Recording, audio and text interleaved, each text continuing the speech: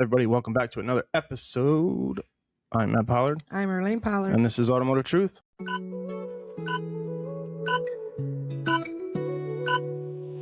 From the heart of Texas, where the winds blow free, Matt and Elaine bringing truth and clarity. Faith and world events, we're diving deep in the Lone Star State. Welcome to the podcast where faith meets the news, where Texas tales and global views infuse. Join us on this journey, hand in hand, as we seek the truth across this land.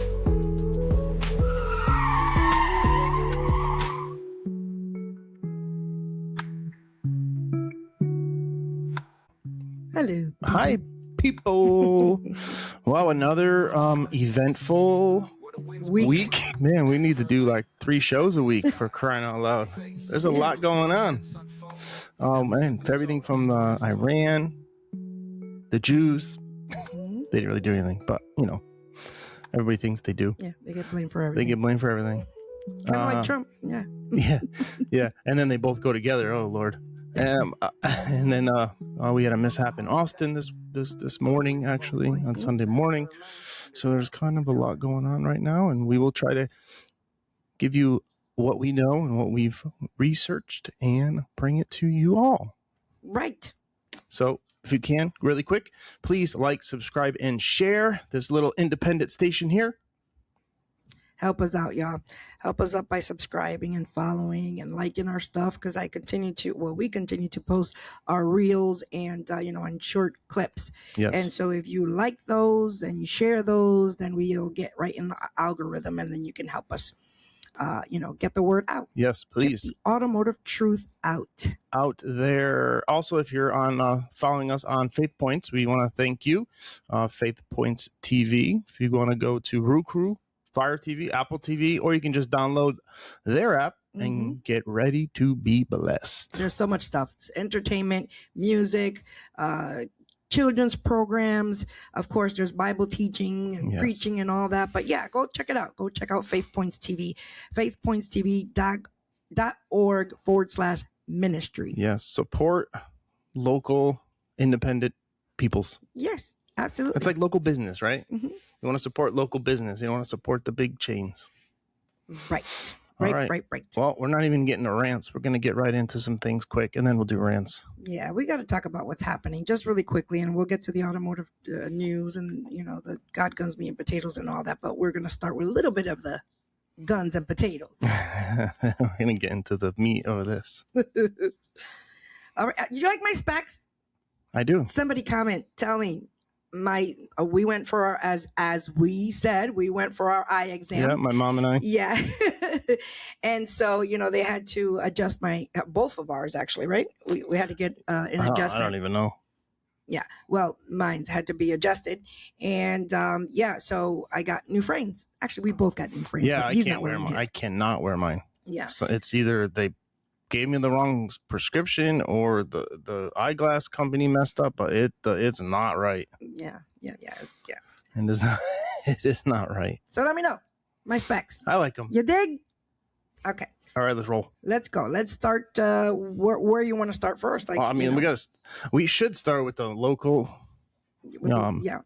We did. So there was a shooting in Austin. NASCAR is in Austin also this week. They had a moment of silence before the race, which is really cool. Oh, did they really? Yeah. I didn't realize that. Yeah. And by the way, Riddick won again. We have to put this in there. The Toyota Camry, the 45. Yep. Kyle, what's his name? Tyler Reddick. Tyler Reddick. Once again, this guy wins. Michael Jordan, winning. All we do is win. He is winning big. God bless them and their team. That's just, I think it's wonderful. I think it's actually he's like an underdog, here he comes. Our son is actually at the race today with his friends. And he's there and watching the Toyota win. He said that Toyota had some horsepower. All right, let's keep going. So, the tragedy that happened in Austin area is 6th Street. Is it 6th Street? It's called 6th Street. They were on West 6th Street. It's all bars and clubs and a lot of partying. Nothing good.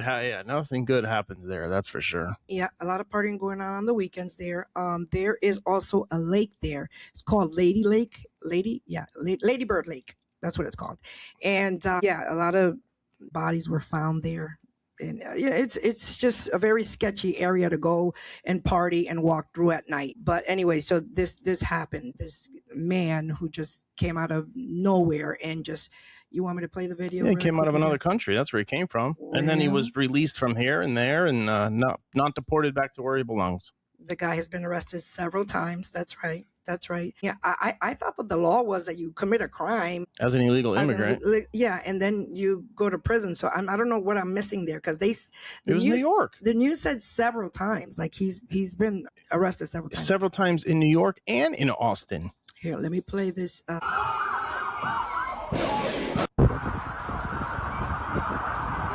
This is someone recording from their high-rise apartment down to 6th Street.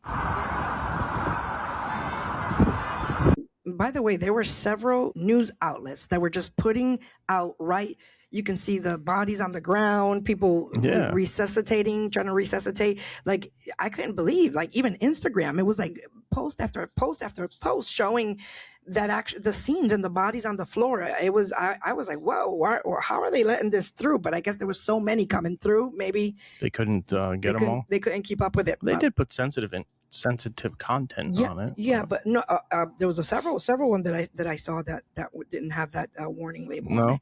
Yeah, but anyways, here is one of the videos. I tried to stay away from the videos of the graphic videos. More gunshots. But you will hear the gunshots. Seems like there is an active shooter out here. There are people running out of Ranch 616.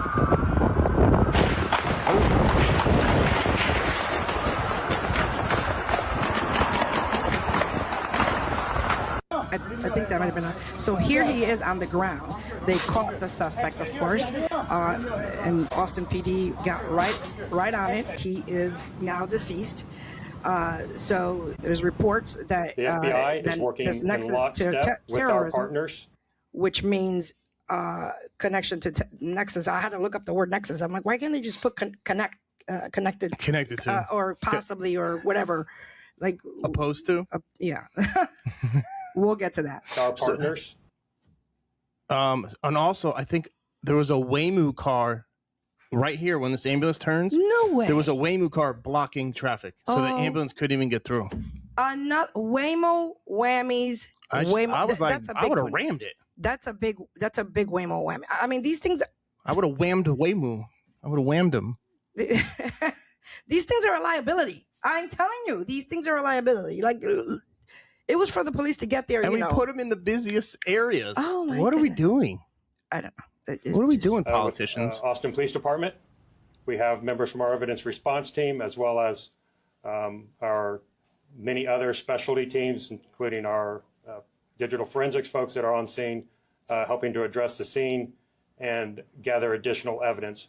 Obviously, it's still way too early in the process to determine an exact motivation, but there were indicators that on the subject and in his vehicle that indicate potential nexus to terrorism. Again. Go ahead. So just so you know, he's not going to say it. And he's just saying some things were found. What was found, if you didn't hear, heard it here. What was found was a Quran in his car. And the gentleman had a sweater, a hoodie on, which I'll show later in a little bit. I'll let him finish. But I don't understand why the police can't just say what it is. Yeah, it's liberal areas. I don't understand. They can't just tell you. We don't want to offend nobody, but stop. you know, like we're so over this offending thing. Again, it's still too early. Tell us the truth. Don't tell us what we want to hear. Right. Tell us the truth. Right. Still too early to make a determination on that. That's why we are investigating it very closely with our partners with Austin Police Department. In terms of specifically what type of terrorism, we're just at this point prepared to say that it was potentially an act of terrorism. Why is that? Because you found what? Because he found the Quran in his car? Yeah. So what else is there? Because he had a hoodie on saying... That's racist. He had a hoodie on? That I belong to property of Allah. So here is this deceased person who caused and took lives. I think three have deceased, yeah, and 14 injured, yeah. And so this is what he has on his as a sweater. So I don't know. We give you the info, you figure it out, but it doesn't take a genius. It doesn't take a scientist. What else? What else is smart out there? It doesn't take an Einstein. What do they call these cells? They're called sleeper cells. Sleeper cells. So, and they're going to hit soft targets. So they're going to hit areas that nobody's going to defend themselves. Yeah, large populated areas. That aren't secure. That's just soft targets. All right, what else we got? So, well, what do you think? You think this is retaliation for what happened in Iran? That's allegedly. That's what a lot of people are saying. A lot of talking heads are saying that this is possibly that, because just out of the blue, this happens. But it's the Iranians, just like Venezuelans, they are so happy and free right now. They're getting bombed and they're outside dancing in the streets in joy and rejoicing because the dictator communist, which y'all have in New York now, he is no more. Right. And Trump said it best: go take over your government now, so you can be free. These people are oppressed. I mean, we don't understand that, and our people, Americans, don't understand that because they've never lived through anything. They don't like understand that. How good they have it here. Yeah, that's just what it is. So yeah, as you know, Trump came in with Israel. Yes. And they laid it down. Ayatollah Khamenei. It was Operation Roaring Lion. Right. And Operation Epic Fury. Something like that. Yeah. And so the people of Iran have been asking for this. They've been asking Trumpito for help for a long time. But of course, we only watch CNN and know that narrative. Yes. But here, I'll play that little video real quick so you can see how these Iranian people were crying out for help. And so they did this here. Trump had promised them that he would come through, and so they had been out in the streets protesting. This was weeks ago. You promised, and he's like, "Help is on the way. Like, I got you." And so here it is, 2 weeks later. Boom, boom. Promises made. Promises kept. Promises kept. I was listening to the PBD Emergency podcast on the ride home yesterday, and you can hear one of the guys in the back go, "I love Trump. I love Trump." Oh, hey, Luna. I love Trump. Wow. Luna about to murder somebody. Oh, my goodness. She just jumped up from a sleep and... She heard me say, I love Trump. Yeah. Oh, she's looking at me. Come here, Popster. Oh, my, oh, my. Okay. So, yes. So, it has happened. The people of Iran are now, I'm hoping and praying that that's the case, because Trumpito has told them to take over because it is what it is. Khamenei is gone, and now is the time for the people to rise up and take over the government. He said, get inside, protect yourselves, hide. It's going to get bad. Yeah. So let me play this clip from CNN, out of all people, really quickly, because they thought that people are going to be rioting out in the streets, and they were going to be angry, and how dare Trump and Israel do this, but little do they know. The largest Iranian populations outside of the Middle East. You see the gathering there behind her. Julia, how is the Iranian community responding? Well, this gathering has only grown, Jessica, over the past few hours, since we've gotten here. It has amassed a large number of people, and the celebration is striking. We got here just moments after initial rumors of the death of Ayatollah Khamenei had just started to trickle from Iran to this diaspora community, and people were jumping in excitement, hugging each other, crying, saying that basically they've been waiting 47 years for this very day, Jessica. It is the reason so many of them have come out here today. I want you to hear from one of them specifically, his thoughts right after learning that the supreme leader of Iran was dead. When is the last time you saw people in Israel and Iran dancing on the streets in excitement? And when is the last time you've ever heard of a country coming out and dancing because they're excited that foreign powers are attacking them. There you have it. Yep, they are happy, joy, happy. One of the this I wanted to read this. This was attached to that you promised and that tweet that he sent. Help is on the way to the Iranian people. So this gentleman said the crime committed by the Islamic Republic in Iran must be exposed and condemned. The world cannot stay silent in the face of repression, executions, and stolen lives. Iranians deserve dignity, freedom, and a future beyond fear. For many of us, Reza Pahlavi represents hope for a democratic, secular Iran where human rights are respected. And so these people were crying out 2 weeks ago. Yeah. Again, promises made, promises kept. All he said was no nuclear weapons. Yeah. No nuclear weapons. He's been saying that since 2014, actually. Yeah. Okay, 14, 15. Yeah. And so here we are.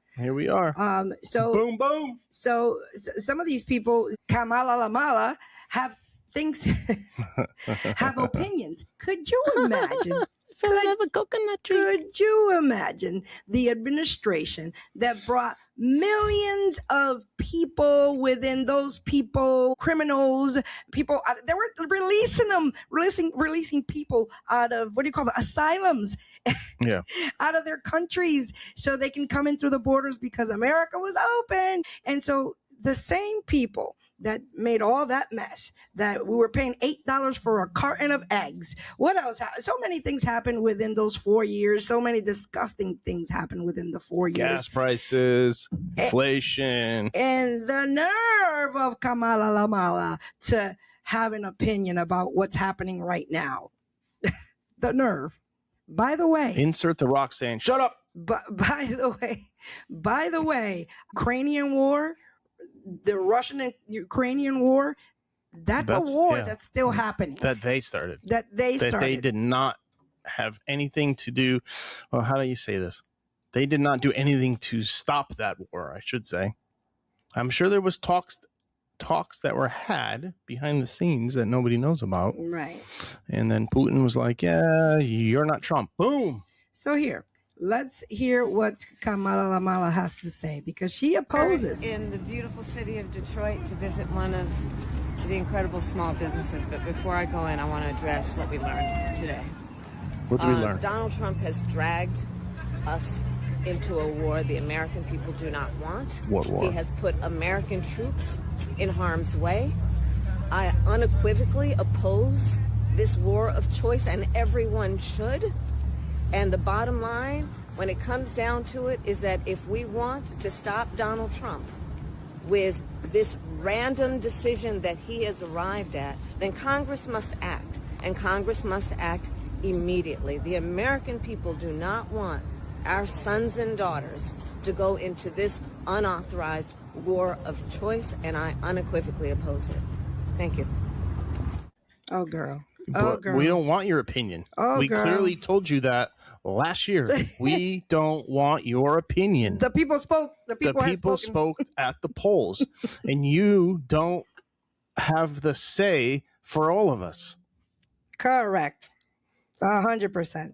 Anyway, another thing. Let me show this. Who wants to get rid of Trump? I don't want to get rid of Trump. This Kamala tweet. So not only did she say all that, but she also tweeted this, which was a little confusing to me.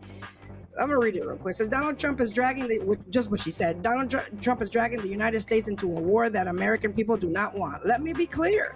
I'm opposed to a regime change war in Iran. Okay, so she's opposed to the regime change. So you want the people to be oppressed? And I need to understand this. Does she want people to be oppressed? Does she want people to be under this regime of what what's his name? Khamenei? Pahlavi? Yeah, Khamenei had all these people, repressed for 55 years. I mean, this is crazy. So think about this. What is happening? A protester will be murdered and then hung in the square for shame, and then to show you what happens if you try to protest the government. If a woman exposes her hair, she will be unalived. Women have to wear those burqas or whatever they're called, right? Where they have to wrap everything up and only show their eyeballs. It is a Sharia law country, right? Right. Mm-hmm. Okay. What else would there's just all kinds of they're withholding food. People are starving. There's just so many things. So many things. You can look them up yourself. We're not here to. Well, why don't you all go move there then? Yeah. Go move there and see how great it is. No, you don't want to move there. Don't do that. Don't do that. But Kamala needs to go over there. She needs to go see what the deal is. What type of regime that these people were under. They have no clue.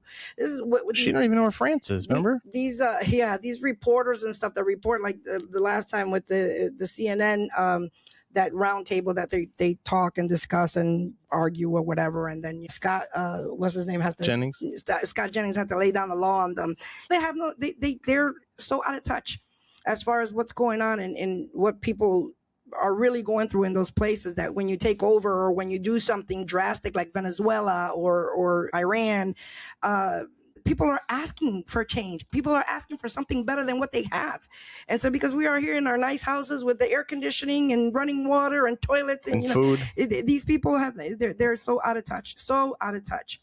And so they're like, no, that's not what the people want. No, this is what. Let me just digress because I'm getting. But the problem is the people watching it and worshiping this Democratic leftist party, they don't know the difference. Mm-hmm. They don't know.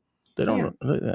Let us show you. Let us show you how much these people did want this. Look at, we got an Israel flag, we got Iranian flags. These are Jewish, Iranians, and Christians all together in a square celebrating. Blah, blah, blah, blah, blah. Celebrating. I don't want to get a strike. I think that's just people saying. I don't think that's good. it. But in any case, that's just USA what it flag. is. You have USA flags. You have the Iran flag. You have the Jewish flag. You have all that Israel all flag. in a square, just like that other gentleman said on CNN there that we just played. So look how peaceful they are. Okay, this is in Iran, correct? Right? Oh, actually, no. This celebration is in London. Okay, so they're celebrating there, all different. You want to say, what do you call it? Nationalities, religions, all these things, right? Mm-hmm. Now go look at the Muslims yelling and screaming and all these things in the square in Dearborn. Mm-hmm. How angry and how much hate is within them. The total opposite. Anyways, that's amazing. I think we ranted enough about that. That is awesome. Yep, happy.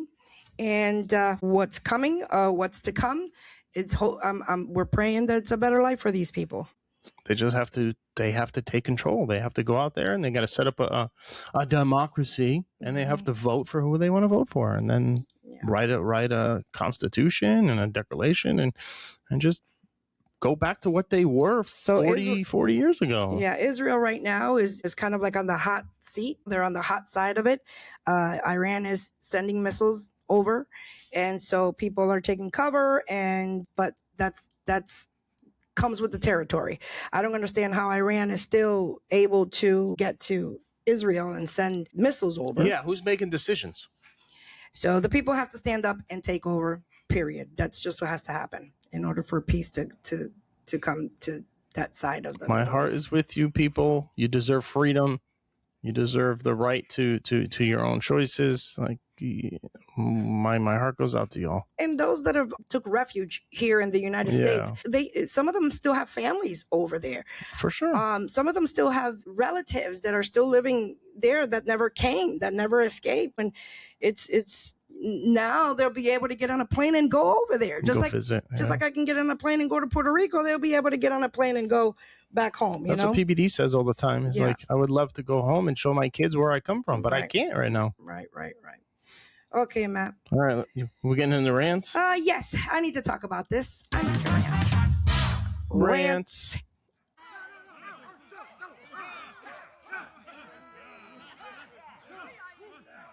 I'm going to rant just a little bit about this. So, just an announcement, right? Not a PSA. Quick announcement. We'll probably be on a hiatus for a couple of weeks because I will be taking flight to the island of Puerto Rico, which I'm excited about. Going to go see my mommy and my family and spend some time over there. And so, I'm not going to say because then I'm going to ruin a surprise for somebody. So, but anyway, I'm going to be leaving soon. And so I wanted to talk about this movie. There's a new movie that the Bad Bunny, El Conejo Malo, is going to be filming. Calle 13, who is another big reggaeton artist, he is producing the movie, I believe, but he's making the movie or whatever. And so Bad Bunny's going to be starring the movie, and it's called Puerto Rico. Porto. Why is it Porto? Porto is what you say. It's port in Spanish. It was changed. The name was changed. I think, if I'm not mistaken, the United States changed the name to Puerto. But anyways, Porto is a port, and Rico means rich. And so anyways, this is the original name of Puerto Rico, and this movie is going to take place. But, and another thing I wanted to look up.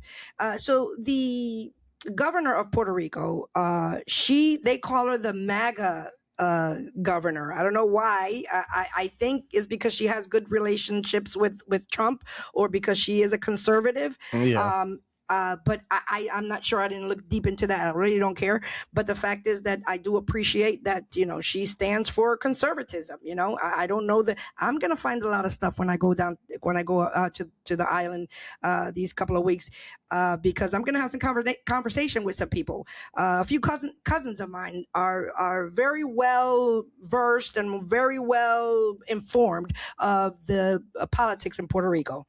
So I can't wait to talk to them and know their insight on what they think about the governor. The last governor that was in Puerto Rico, by the way, was taken down. It was impeached, if that's a word that I can use for their political system. So this movie, Puerto Rico, they were going to do it on the island of Puerto Rico, but apparently the governor has shut it down. So she doesn't want to contribute to the movie. So there's a tax, right? And I looked this up. Actually, let me read it real quick. And everybody has movie tax.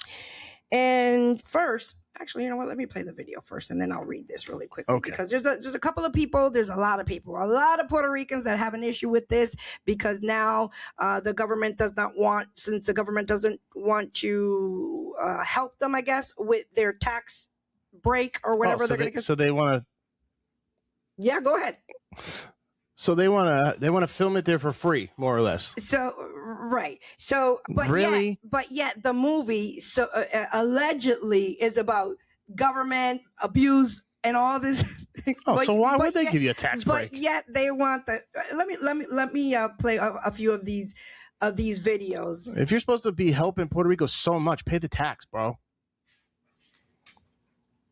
Governor over here said no. And why did the governor of Puerto Rico actually say no to these? Hang on. Here we go. So, yeah, that's what they call it. The Puerto Rico's MAGA governor blocks Bad Bunny's film. Well, I looked the information up. MAGA Puerto Rican governor reportedly blocked filming of upcoming film Puerto Rico starring Bad Bunny. What's his name? Benito. Benny? Benito, yeah, Benny. Okay, so it seems like Residente's new Puerto Rico movie starring Bad Bunny has actually revealed the villain of it, and this character's name is Jennifer Gonzalez Coño. Colon, I mean, not Coño, although she being Coño. And the reason... Now, do you have the right to say the word Coño, sir? I don't think that's so. racist. The reason I'm saying that is that Residente and Bad Bunny want to film this movie in Puerto Rico because the movie is about Puerto Rico. But the problem is the governor over here said no. And why did the governor of Puerto Rico actually say no to these Puerto Rican-born men who want to do a historical movie about Puerto Rico? For political reasons, apparently. But, God forbid that these two are... Apparently. He said the word apparently. And when you hear the other gentleman talk, he's also going to say allegedly, apparently. So we don't even know if that's why she did it. But I have a... inkling of why. These two are actually wanting to give jobs to people in Puerto Rico because they're going to be filming in Puerto Rico and need people to do things there while in Puerto Rico. And don't worry, just because the supervillain herself, Jennifer Gonzalez Colon, said no, it's not stopping them from making the movie. They're just not shooting in Puerto Rico. They're going to shoot it in the Dominican Republic now, which if you know me, DR all day, every day. And all joking aside, this is a tragedy because you have two Puerto... So the Dominican Republic is willing to let them film the movie over there. Puerto Rican-born citizens. Do you know the condition of the Dominican Republic? Okay, no disrespect to the Dominicanos out there, but If you know, you know. Who want to do right by their country and give jobs to people who need jobs, but the governor is stopping it because of some stupid political nonsense that she thinks she needs to do, which she honestly hasn't even said what it is. Hence why I'm saying when this... You make it a big, you don't even know what you're talking about. And these are all, there's so many of these reels and of these talking heads saying the same thing that they don't even know why she's doing it. They're just because she doesn't like Bad Bunny, because she doesn't like what the movie's going to expose. Like, they don't even know. They're just making up stuff. That's why I'm saying when this movie comes out, we fill the theaters and make this movie as much money as humanly possible, because I know some way, somehow, these two will make sure the money gets back to Puerto Rico in some form. Don't worry, I've got you and your friends. Let's talk about the fact that Jennifer Gonzalez, the governor of Puerto Rico, completely prohibited the production of René's debut film, Puerto Rico. And with it, 4,000 job opportunities for many, many Puerto Ricans, and probably the biggest opportunity when it comes to the film industry to have ever worked in Puerto Rico. Because yes, even though there has been many movies that have been shot in Puerto Rico, 95% of the time, they always say it's somewhere else. They don't highlight the fact that they are in Puerto Rico. They'll be saying like, oh, it's Brazil, it's this, it's that. No, that's not what was going to happen with this film that René is working on, because it is completely based off of Puerto Rican history and Puerto Rican people. And shout out to Rafael Lenin, because he was the one that broke the news that Jennifer Gonzalez people and her, they were the ones that decided not to support this project, which is such an absurd decision to make, because Puerto Rico has never really had this opportunity, the magnitude of this opportunity. So at the beginning of the video, he said many movies were filmed in Puerto Rico. But I think he's saying the opportunity so he's saying so like a Puerto Rico themed movie, but it's based on all the trash. So it's not even a good movie. They're just they are just assuming that that's what the movie is going to be. Oh, okay. You know, like they're gonna. I hope it's on the history, because that would be amazing. On the correct history. Yes. On the correct history. So I don't know. That can go either way. It can. So this is they're so concerned about the money part of it, right? So Calle 13 is a millionaire. So is Bad Bunny. I don't understand why they can't fund the movie. Why? You are so fixed on the fact that you want to do it in Puerto Rico with a disrespect, blah, blah, blah. So hit the government upside the head, tell them you don't need them, and use your money and fund the movie. Yeah, and just do it. I mean, you know how many movies can be filmed with less money? Like the Blair Witch Project. I know it's a stupid movie, but it was recorded with a phone. Like you can film so many movies with an iPhone right now. It's just I don't understand. But they're looking for these tax breaks, right? Because it's big bougie movie stars. Right. There you have it. So you got anyways. Let me. Opportunity. Being able to bring in jobs. Statehood for Puerto Rico, while René has always been a huge advocate for the independence of Puerto Rico. But the big difference here is this: René has always been outspoken that even though he believes in the independence of Puerto Rico, he also believes, and wants the best for Puerto Rico, no matter what, no matter who's in charge of the island. He wants the same thing as we do: no corrupt mofos in charge, which is really hard with the two main political parties. There's three, but two main political parties have always been full of corrupt individuals. And then you have the people of this political side where you can't mention anything about independence, nothing. It just riles them up, and they will there's like this switch. So I asked ChatGPT a few questions about the tax thing about it, right? And because the allegations are that she doesn't want to help them in the financial state of it, right?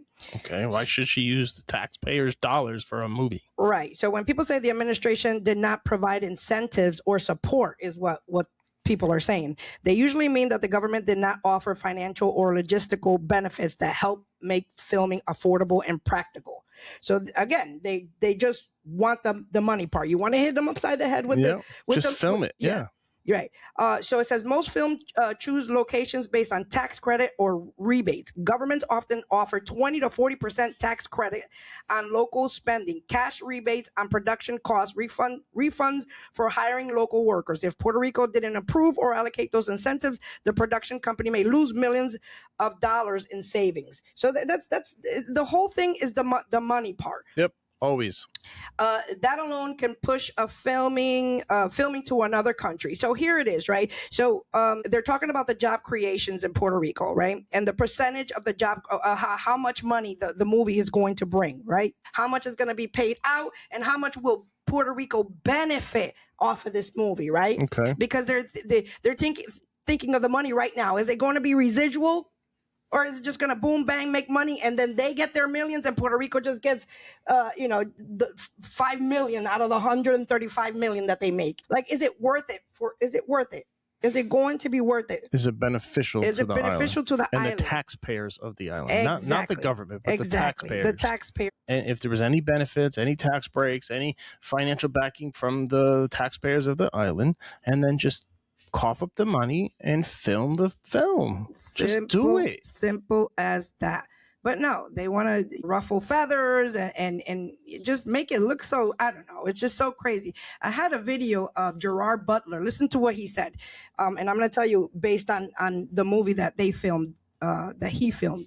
So Puerto Rico worked for so many reasons. One, got to be honest, they have great tax benefits, and you don't want to throw away money in movies. We can't do that nowadays. It's a great backdrop for the Philippines. Amazing location. So they filmed the. So there's already tax breaks for going there. Yeah. So they filmed the movie called The Plane in Puerto Rico, Gerard Butler, and so the movie made 136 million. Out of that 36 million, it says they injected into the Puerto Rican economy 65.7 million. Was as directed, to the people that they hired or whatever, 65.7. So really, what what Puerto Rico ended up getting was 5.1 million out of that one movie. Where did it go? Right. The government received some tax withholdings of $450,000. Okay. Well, I don't know. It just seems like too much. Why do they have to get, like, what's his name? The first guy from the Hulk. The first Hulk guy. Edward Norton. He's going to be in the movie. That's a Lister guy. Why can't they just get some Puerto Ricans to make a movie? I don't understand. Why can't they just get even the oh God, I can't remember these actors' names, but there's actors out there. Yeah. Puerto Rican actors that can be hired. And for less of these top A-listers. Well, Benny has to do what his backing tells him to do. The money's coming from Hollywood, I'm sure. That's true. So they're telling him what he has to do. It's not like they're giving him full control. So as much as he says he probably does. Yeah. There's still somebody that he has to answer to. That's right. Anyway, all right. That's my rant, y'all. I don't know what else to say other than I don't think this is going to be beneficial for Puerto Rico. And if this Miss Colon, Governor Colon, or whatever her name is, if she is as savvy as the Trompito, she is like the MAGA Puerto Rican governor, then she's looking to save some money and she's looking to take care of the people. Exactly. That's how I see it. I don't know. Yep. I don't know. That's how I see it. Okay. All right, folks, we're moving on. Let's go.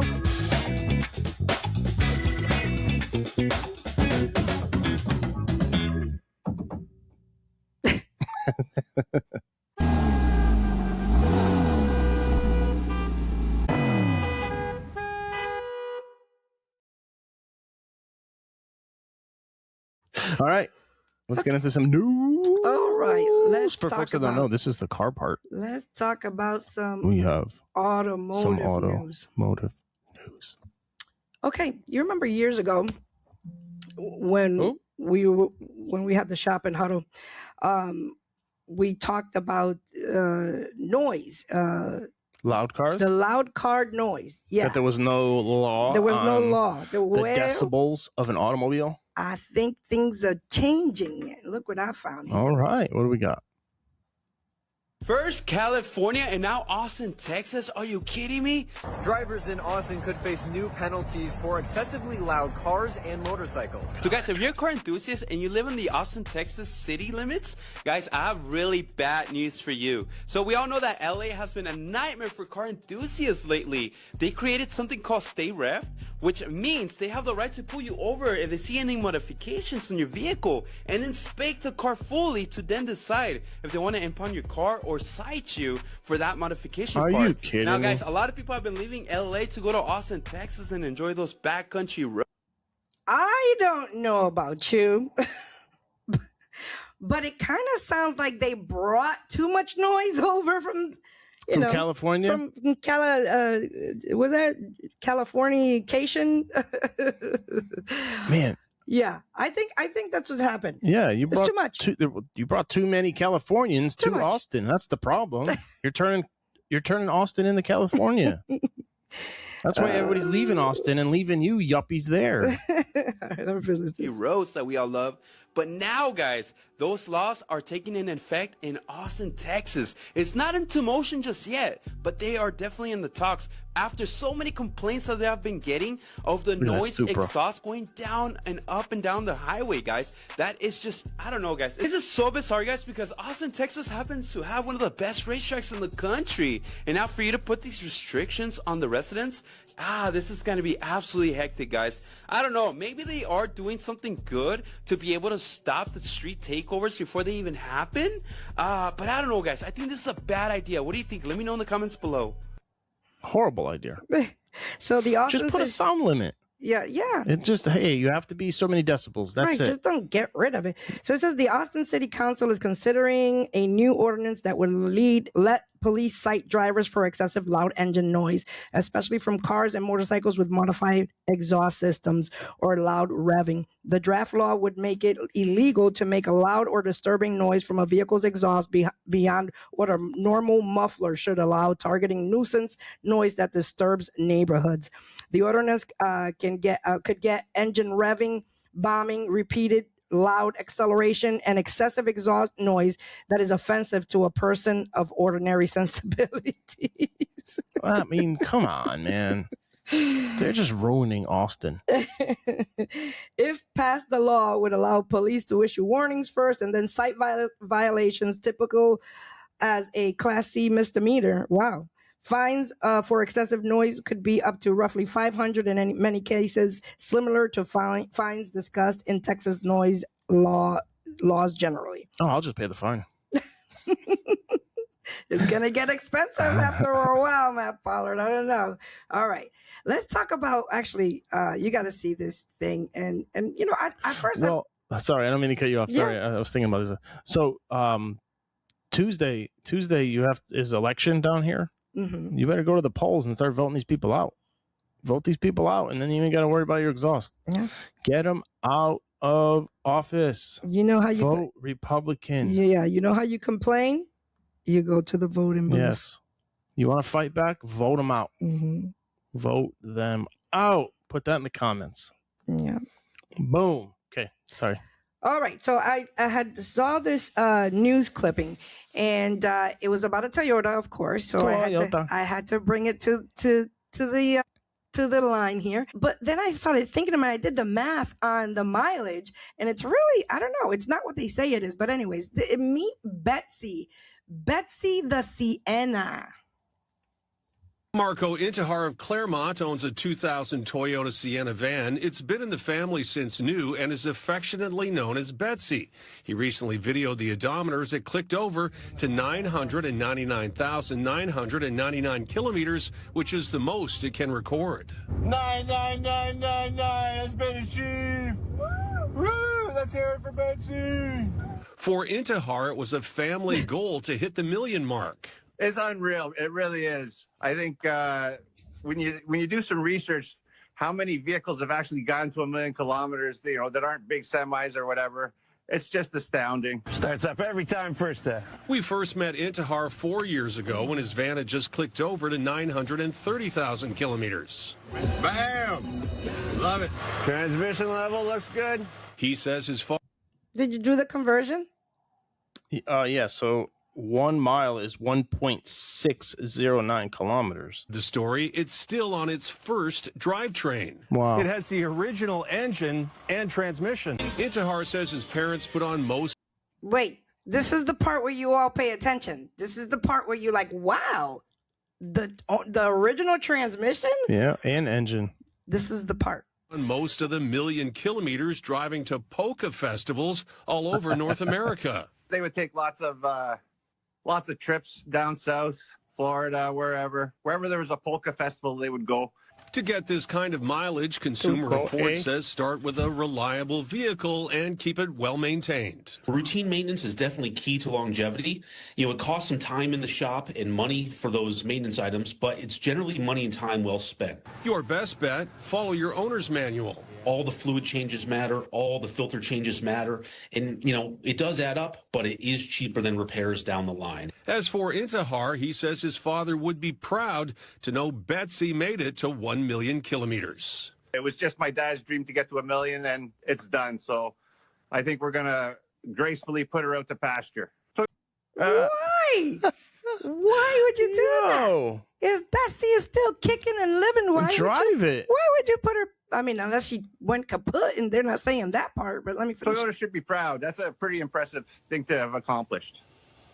And in the end, it's rust. It's been Betsy's biggest problem. Keeping your car clean, rust-proofing, and washing off salt can help. And keep up with your oil changes. The cost of a new engine can be $10,000 to $20,000, depending on your vehicle. Well, that's the automotive truth. Do your maintenance. Do your maintenance. There's more than oil in the car. There's transmission fluid. There's antifreeze. There's differential fluids. There's brake fluids. Right. There's wiper fluids. Right.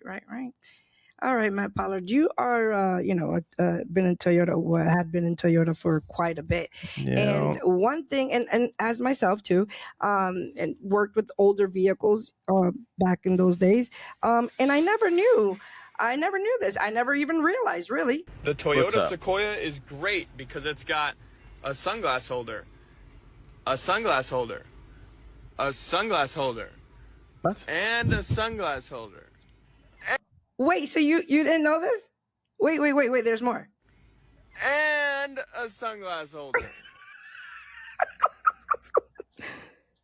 Yes. What? Yes. Okay. I got some reading here to do. Hang on. So the 2001 to 2007 first generation Toyota Sequoia, especially 2002 to 2004 models, became somewhat legendary because certain trims had an overhead console with up to 5 small flip down compartments. I've never seen one. That people jokingly call 5 sunglass holders. So why did Toyota include so many? There's no official Toyota statement saying we built 5 sunglass holders on purpose. But here's what some automotive historians and owners agree on. They weren't all strictly sunglass holders. Toyota designed them as small utility storage bins in the overhead console. They were intended for sunglasses, garage door openers, toll transponders, small electronics like flip phones, pens, notepads, coins, etc. Because the compartments were similar in size and shape, they ended up being perfect for sunglasses. So that's why they became what they became known for. I have never seen that. I've never seen it. I've never seen that trim. I don't know what trim that is or what country that is. I've never seen it. Well, it says it says it's 2002 to 2004. I was at Toyota. Yeah. I was at Toyota. Yeah, so was I. I don't remember. I went to Lexus in 4. If anybody else knows, comment in the comment section and let us know if you have ever if you owned a Sequoia. Out of all the vehicles we've had, tons of different Toyotas, we've never owned a Sequoia before. No. Maybe because it's such a gas guzzler, we probably never pushed. But back trying then, to get one. Back then was the Palm Pilot Air, the flip phone Air. Did they even have phones? I don't even remember having a phone in 2001. Yeah, I had a flip phone in 2002. In 2002, I had a flip phone. I don't remember. So it says sunglasses, garage door openers, toll transponders. Yeah, like easy pass in New York and stuff like that. the flip phones, pens, notepads, coins. That's what it says. But oh my, that is so funny. Can you imagine that rattle? That's why we didn't get one. No way. I never use that. Those stupid sunglasses rattling up there. Oh man, I would lose it. That is great. All right, moving along here. What's your favorite Honda? Yeah, you tell me. Honda. What's the best Honda ever made? DK9 Type R. It's the iconic Type R, but we never got it here in the U.S. because we suck. What's the best Honda ever made? 2017 Accord. I just think they look the best. I like that body style the most. I really like the headlights on them. I think they're sleek, and it's the last time you get a V6 in the Accord. So, what's the best Honda ever made? Anything that has a K series, like the older K series, anything like a Civic, Accord, CR-Vs, really good cars. They last forever. What's the best Honda ever created? My favorite is the 90s era of Hondas. I personally drive a 99 Civic SI. Remember we had one? Mm-hmm. What's your favorite Honda? That SI is really nice. Yeah. The two-door? Yeah. Civic SI, the EM1, in this I Milano like the red, hatches. my favorite Honda ever made. It's a sexy red right there. That's right. What's the best Honda ever made? The Honda NSX. It's a powerful J series V6. Is that a Nissan? What, the NSX? Yeah, no.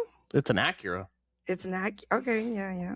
It's a Honda in Six Japan. Honda supercar. It's got the reliability. It's got that good speed. Looks great. It's a Japanese Ferrari. It is. Until the NSX, until the Lexus LFA came out, destroyed it. All right. Let us know. What's your favorite Honda? Yeah. I'd like to know what's your favorite Honda's Honda. a really good car. It You see how definitely young is. all those techs were? Yeah. Dude, they're such easy brands. Great industry. Working for Toyota and Honda, very good. Especially they have so many programs for young people. It's really good. And it's a 70% maintenance brand. Yeah. Toyota, Honda, Acura, Nissan. It's like a maintenance brand. Yeah. That's it. Not like the Americans brands where all you're doing is repairs, where 70% of your work is repair and nobody wants to service their car. Yeah, that's a true story. I don't understand, man. Like, where did we go wrong? Is it the people that worked there? Like, is it the people that ran these American car dealerships from day one they just passed down the way, you know? Yeah, the poor way of running a business, like selling service in the drive and then letting the technician find the repairs. Yeah. What happened to this? Something happened. The culture from the Japanese brands to the American brands is so backwards. Yeah. Well, you see Japan. Japan's streets are clean. Immaculate. I mean, the schools, the food, the kids' lunch food is just. We did a video back when on the culture in Japan, and just they really do care about things. And the people that live there too. They take pride in their yes, in whatever it is that they do. The Japanese walk around, they'll pick up trash, throw the trash in the garbage. Like, they care about where they live too. Not Americans, they're going to walk over the garbage. Yeah. Okay, let's move on from that. Okay, sorry. We're ranting as we go. Okay, this guy's gonna ask a question, and I'm gonna play the video. He's gonna ask the question, but I need you not to say anything until the end. Okay? I won't speak. I'll drink water. Which car has this rear light? So do you know already? I already know what it is. It took me a long time. It took me. Your car. I'm not gonna look it up. But it's not the old one. Anyway, let me play the rest of the video. A Ferrari. What am I hearing? It's not a Ferrari, no.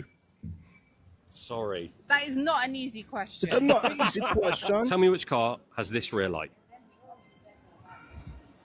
Aston Martin. It's not. I don't know why she said a Ferrari. Yeah. He said an Aston Martin. This doesn't even look like a car, like a sports car. It looks like some kind of either a van. What do you call that? A minivan or some type of SUV? It's not an Aston Martin, no. Good guess though. Which car is this rear light from? Oh God, Mustang. It's not a Ford Mustang, no. No. tell me, what car has this rear light? Have a guess. Is it like a Dodge? It's not a Dodge. Sorry. Okay. What car has this rear light? Mercedes. Why are these people saying cars? Why are they? It's a car from your country too. That's the best part. It's not a Mercedes. Okay. Sorry. If you can tell me what car has that rear light, I'll give you a load of cash. Oh, I can't. That's really difficult. It's old, isn't it? No. Is old? I think. Yeah, I've got no idea. Are you just going to pass? It's Ford Mustang. It's not a Ford Mustang. The second person. You're like, that's something some stupid American put in. It's definitely a Ford. It's definitely a Ford Mustang. And Dodge. She said It's a Dodge too. Stupid Americans. Dodge. It's a Dodge. All right, my father. What kind the of car? bloody hell? What It's a kind of Land car? Rover Discovery. It is a Land Rover, and it's actually their car, which was so crazy. Like they had no clue, and they're talking about it's an old car. No, look at the lights on that thing. Okay, maybe they don't know anything about cars. I can't. Let me give them the benefit of the doubt, I guess. I guess they know their cars are junk. It's impossible. It cannot be a Land Rover. That's definitely not a Tata. Is that a Tata? Tata. Oh, gosh. All right. Well, technicians out there, I have a question for you. And I asked Matt, and Matt said no. But do you smell vomit at times when you open the drawers of your toolbox? Anybody? Hello? No. Bueller? Yeah. Okay, so Matt said no. Never. Let me play the video. If you've ever opened a toolbox and had a really strong vomit or Parmesan cheese smell, you probably have some screwdrivers with handles like these. What's happening is these handles are made of sodium acetate butyrate, and what you're smelling is the butonic acid leaching out of the handles. I don't use those cheap tools. I was going to ask Matt, why do they look like they're old, or like they look like an old screwdriver? Are they old? Is that what it is? I don't know if those are like old Craftsmans or Stanleys or something. Because they look old. They look like I don't know, vintage or something. A vintage. The blue. So there's a blue one under his finger. That's a Craftsman. Yeah, those are just cheap brand stuff. That what it is? Are they just cheap? Okay. Well, I'm gonna play the rest. I like how that one has a bolt in it. There's a bolt in that screwdriver, or a Torx bit. I know that those of you who know what I'm talking about can probably smell that smell right now. I just want to do a quick experiment to see if some sodium bicarbonate will neutralize that acid and hopefully eliminate the smell. So I've got some water in here. Just gonna pour in this baking soda. But is it gonna eliminate those it? are Craftsmans. Is it gonna eliminate it for good, or are you gonna have to keep doing this? Just well, buy let's see some what. Let me Snap-on see what he says.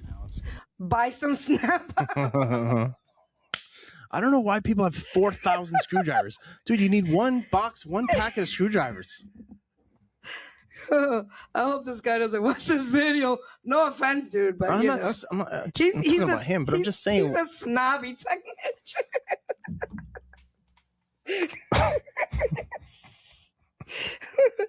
I've been a tech in 20 years. Well, anyway, that's why he's no longer a technician. Oh, God. All right, these have been sitting for about 15 or 20 minutes now. Let's take one out and see what we got. Yeah, it does not smell like vomit. And I mean, that, again, I know you guys know, because that smell. If you know, again, I want to know.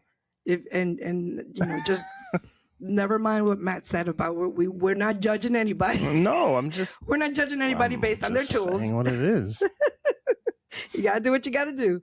But didn't we just say in the beginning, don't tell me what I want to hear, tell me the truth? Yeah, no, that's true too. That's true. Sometimes we could be a little bit truthful, hurt some feelings, but you can take it. You can take it. Because there's no crying in automotive. Yeah, there's no crying in automotive. Because there's lots of crying in automotive. I'd be able to smell it from here. Like the whole area around here would smell when I would open it. That's crazy. So it seems like I'm going through everybody's toolbox tomorrow. All right, so you know what I wanted to do real quick? because I had questions. I wanted to know, like, what is happening here? Like, does anybody else? And of course, I want you all also to. So I wanted to check the comments. Let's check the comments. Blah, blah, blah. Blah, blah, blah. Okay. I'll check the comments on the video that we just played because that's pretty funny to me that it smells that way. And I know there are some people that are so funny out there. Yes. And the comment section is hilarious. So this first guy says, thoroughly enjoying this version of Mythbusters. Another guy says, literally the best smell reminds me of my dad's toolbox when I was a kid. See, I know they were old. Like they're like some kind of, I don't know, vintage. That's the only word I can think of. Like old school tools, not cheap, old school. Maybe it was cheap, but old school. No. One of them was, a few of them were the Craftsman. Those red and the blue with the red those are Craftsman. Craftsmans were good. And then this other guy say, I actually like the smell of those Craftsman driver handles. Somebody else says, see, yeah, they're Craftsman. I'm a girl and I know. Okay. Okay, you know what? I've always wondered why. Another person said, always wondered why. I wish mine would smell so people wouldn't use and steal my tools. I was just going to say that. Don't go over there to Junior's Bay, man. It smells like vomit. He must have had a rough night. Somebody said, it smells like my grandpa's whole garage. Somebody else says, I love that smell. So many people love the smell of vomit or Parmesan cheese. See, I got some more here. Give it a few days. Another one said, you'll be having to do that again, right? Yeah. That's what I said. Exactly. That's what we're thinking. Now we're washing our tools instead of just wiping them down, someone said. Bruh, I thought I was tripping. Somebody else said that. Let's see. Keep some in the drawer too. It will keep down the smell in the drawer. So I guess keep some of the baking soda in the drawer. And then this guy said, hell yeah, dude. Somebody says, LMAO, I legit thought my brother threw up in my toolbox. Seriously. And then somebody replied to his comment and said, he's cleared. Throw him into baking soda. That would be, somebody's trying to be a smarty pants. That would be a butyric or butanic acid that he's describing. Whatever. Nobody wants your opinion. Yeah. Why are you smelling your tools? The person said. Because it sits in that hot drawer and you open it up, it's like, woo. Someone said, I open my toolbox and get to work. Okay. I respect that. I like you. Mm-hmm. We're hiring. Mm-hmm. Somebody else says, that's crazy. I never knew where the cheese smell would come from. I thought it was mildew or the bag that stayed in with the tools. Someone, this is the last one. Or you could just get some modern screwdrivers. I told you. I knew it. Only one person though. Yeah. It says, well, what about the grandpa? It reminds me of my grandpa. Or it reminds me of my dad's garage. It's old school. So the person said the last one. Or you could get some modern screwdrivers that are comfortable to grip and give you more torque output. Okay. Well, there you have it. The shop has spoken. Not only do we have a science experience to get rid of the smell, but you have a science experience on torque on a screwdriver. There you go. We're myth busting. All right, Matt. Do you want to continue with this? Let's go. Okay. So fuel grades. Yeah. Yo, we talk about that all the time, well, and everybody's like, we're saying at the pump. I kept this specific reel just for you. Just it's a quick one, but just to verify what Matt was saying about the fuel coming out, because people like to argue, silly things, but everything. And it's so simple. Check this out. Did you know that at a gas pump, there's actually only two options? There's 87 and 93, and if you pick mid-grade, it actually mixes those two and then puts that in your tank. So actually, if they're out of 87 and you choose 89, you're getting straight 93. Mind blown. Yes. See, I told you. And the shop said, amen. Okay. Very, very good. Very good. Yeah. gas up your car. Yeah, I love to pull up to the gas station and the two pumps are not working, and we can use this. When the 87's covered up, hit the 89, man. Mm-hmm. Do it. I use premium in my car anyway, so it doesn't matter. All right, going down the fuel lane, going down. I thought that. Oh, where did it go? Oh, it's on the top here. Hang on a minute. About gassing up your car, y'all. This is a tip for you. Yes. Just pay attention because it's important about fueling your car. Yes. Sandra, is it bad to keep driving once my gas light turns on? As a general rule, driving with less than a quarter tank is going to lead to overheating your fuel pump, because the fuel pump sits in the tank and is cooled by the fuel that it sits in. And driving on E consistently is going to lead to burning up your fuel pump much, much faster and premature failure. Justin, Yo. Is it bad to keep driving once my gas light turns on? I don't know. Ask my wife, considering she's got it on 90% of the time. Yes, it's horrible for your car. Thank God her husband's a technician. Oh, yeah. With truth. Yeah. Facts. Yeah. Your car. The gas helps keep your fuel pump cool. When you're running it low, the fuel pump's not submerged in gas anymore, so it's not staying cool. Your pump's going to overheat, eventually going to die. You're just hurting it. I wouldn't go less than a quarter of a tank. Unless you have to. Quarter of a tank, fill it back up. Quarter of a tank, fill it back up. It'll be cheaper in the long run because you won't have the repairs, and you won't be pumping so much gas into your tank every time.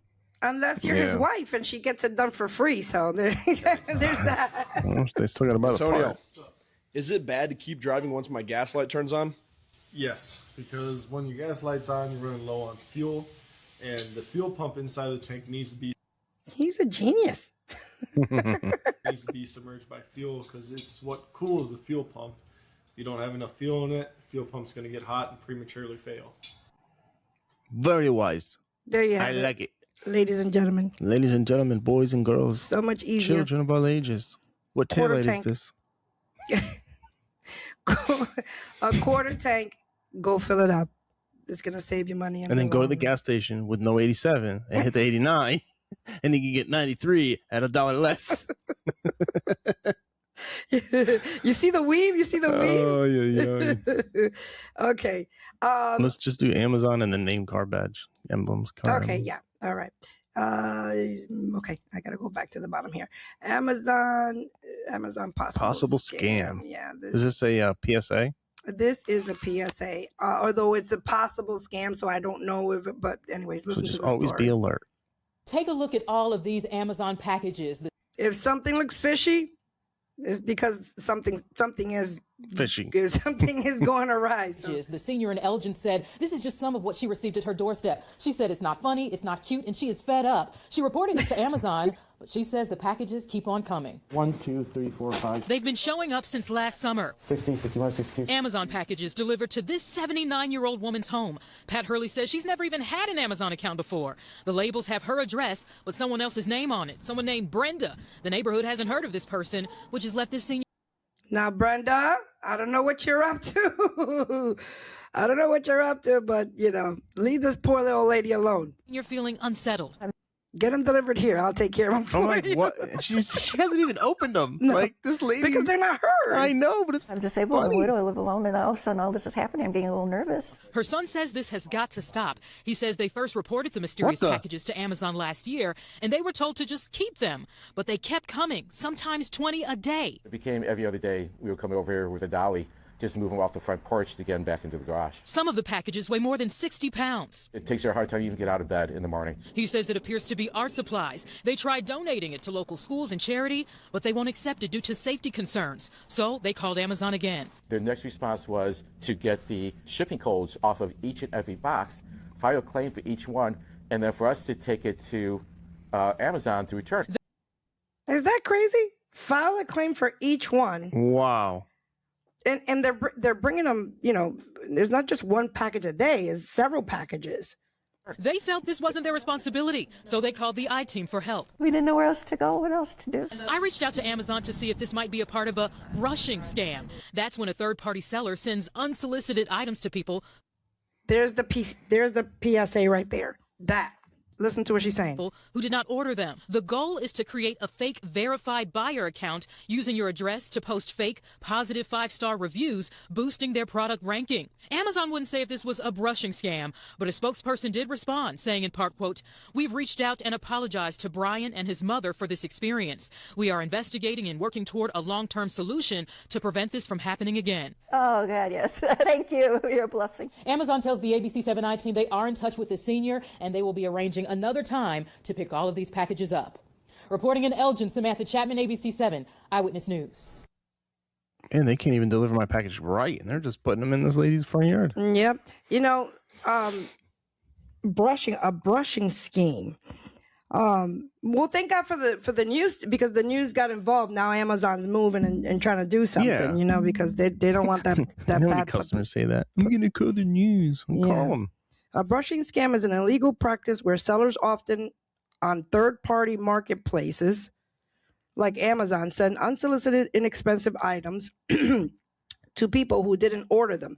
The goal is to create a verified 5-star review using the recipient's name and address to boost the. But what's the purpose? I don't understand. To get a 5-star review on your product. So when you look at the product, you'll be like, "Oh, it's good, 5 stars. I'm going to buy this one." And so what? It pushes their product to the top. To the top of the. Yep. To artificially inflate a seller's ratings with verified buyer reviews. So she said that they were art supplies. Yeah. I mean, so it's just a waste of product, right? I mean, they must have the wrong address, clearly. Yeah. And then they're like, "I didn't get my package." So they're sending it again. Can you imagine that?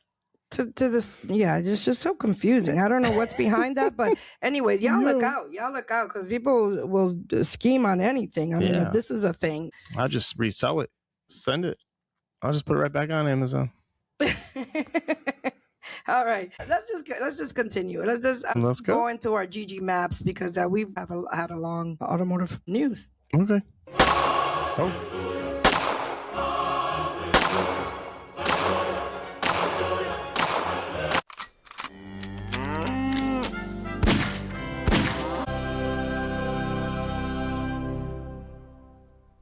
Bang, bang. Mm-hmm. Oh, yeah, that's right. The State of the Union address was last week as well. We didn't talk about that. Yes. Mm-hmm. Yes. Oh, it was the best one ever. Yes. I remember when he first got elected, and then they had was it the State of the Union or whatever it was when he was in the inauguration? He was talking, and everyone's booing and everything. He did an amazing job. He really did. This State of the Union was an amazing job, and he really showed or exposed the Democrats. Yes. He really exposed them. They are just so, I encourage you all to go find what's Greg EX Ministries. Oh, EX Ministries. Greg Lewis is his name. Craig Lewis, I'm sorry. And he's a pastor in Dallas. Area. And he does the truth behind hip hop, right? And I remember I said this before. He's come to our church many, many years back. He came to our church in Rehoboth, in Waterbury. So he is such an excellent speaker. You need to find his last sermon. It is so enlightening. It is so on point, biblical, all about, and he talked about the state address and Trump and the exposure. But anyways, y'all go find him, because it's so enlightening and how it's you're so good. Ruining your salvation because so much hate for Trump. That's where I was going. Thank you. That's where I was going. I forgot to weave in. He'd be like, Sister so-and-so would be like, "I'm great, but this Trump." There's and he'd be like, Trump. Yeah, so many people, saints, so-called Christians, that really in their hearts think that they're going to be saved or that they're going straight to heaven, but they carry such a hate towards Trump for no reason. They don't. What Craig Lewis said. He said, "You hate the man like you know him. You don't know him. You hate him like he came up to you and smacked you in your face. Like you don't even. You're listening to all these voices coming from whatever outlet you're listening to news, and you're going with that like it's Bible." We were driving HEB, and we're like, if you don't have social media, if you don't watch the news, life is so good. Yeah, it's true. You drive into the HEB, you're going to work, you're eating, you're living the beautiful day. It's 85 degrees. Like, it's true. Yeah, life is so great. There's no racism. There's no hate. There's nothing. You're just driving around, living life. Yeah. And it's the minute you turn on that news or open up that social media, and then there's where the demon's hitting you right in the face. That's exactly it. So many people, so many men and women that are just carrying this hate, like this real hate in their heart towards this man. Yep. And anyway, so here are the Democrats during the State of the Union. Let me find my video first here. State of the Union, while he is talking and addressing, and he's asked the question to those in the room: if you are with America, taking care of Americans first, rather than taking care of illegals, stand up. And these people sat down and let me see. I think the only one that stood was that Pennsylvania guy. Fetterman. This statement, then stand up and show your support. Agree with this statement, then stand up and show your support. The first duty of the American government is to protect American citizens, not illegal aliens. And everyone stands up. Look at them sitting down. That's who you voted. That's who you voted for, and that's who you put in your Senate house. Ashamed of yourself, not standing up. You should be ashamed of yourself. You should be ashamed of yourself, and you should be ashamed of yourself for voting that. Over and over and over and over, you keep voting these people into the Senate, into the House, and into your local legislation. It is ridiculous.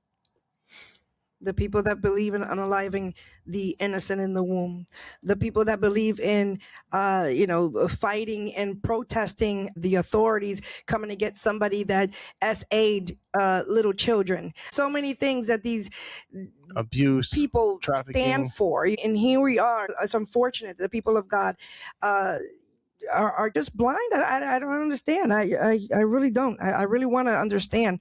But I do understand. It's the enemy. The enemy has infiltrated and planted the seed of hate in you, and you can't look past the hate for this man. You can't look past the hate. One person. You want to ruin an entire country over your hatred for a person you don't even know.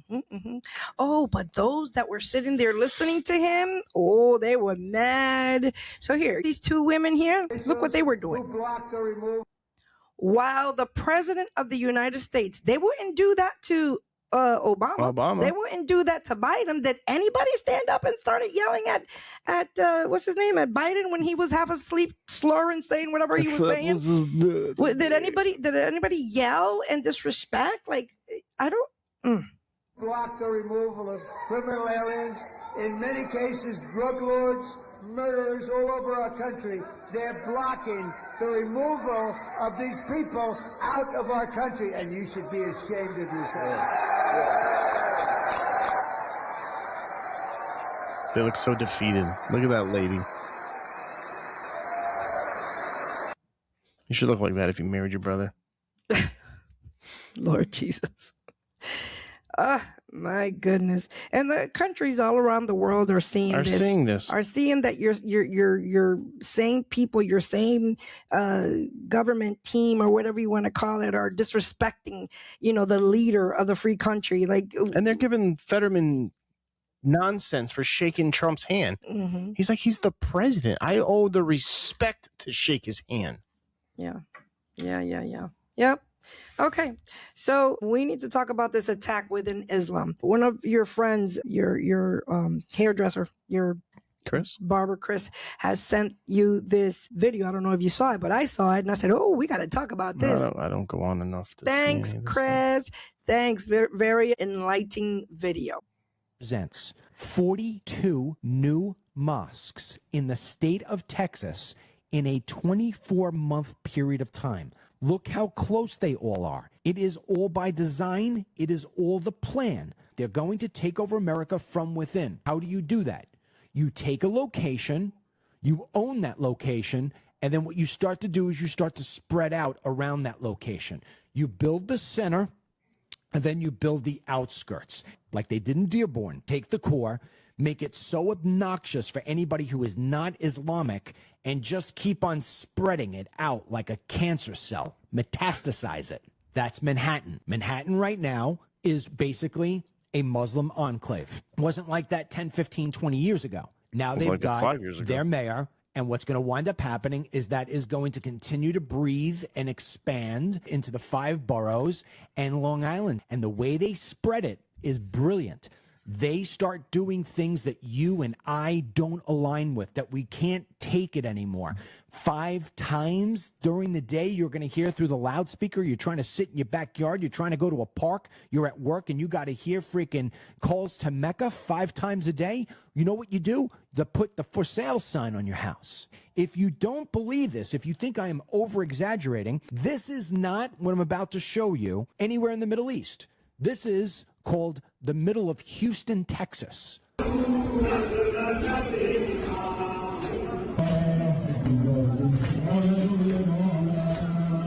They are trying to make it happen everywhere, and they are moving rapidly. And it's on Abbott. Yeah. Abbott needs to put a stop to this. Be like, there's enough already made. There's a country that did that too, in Denmark or something like that. I don't remember exactly. I would have to go research it. But they put a ban on it. No more mosques. You do not build any more. This is it. And that's what Greg Abbott needs to do. Yeah, he definitely has to do something, because this gentleman is right. They're pushing out of our own states, our own country, from within. The moment you put Mondani up in New York, and there started all the people in the state of Michigan, right? Is it Michigan? Not the whole state, but the town of Dearborn. Right, yeah. but what I'm saying is they're governments. They're government people. Yeah. They're all Muslim. Most of them are Muslim.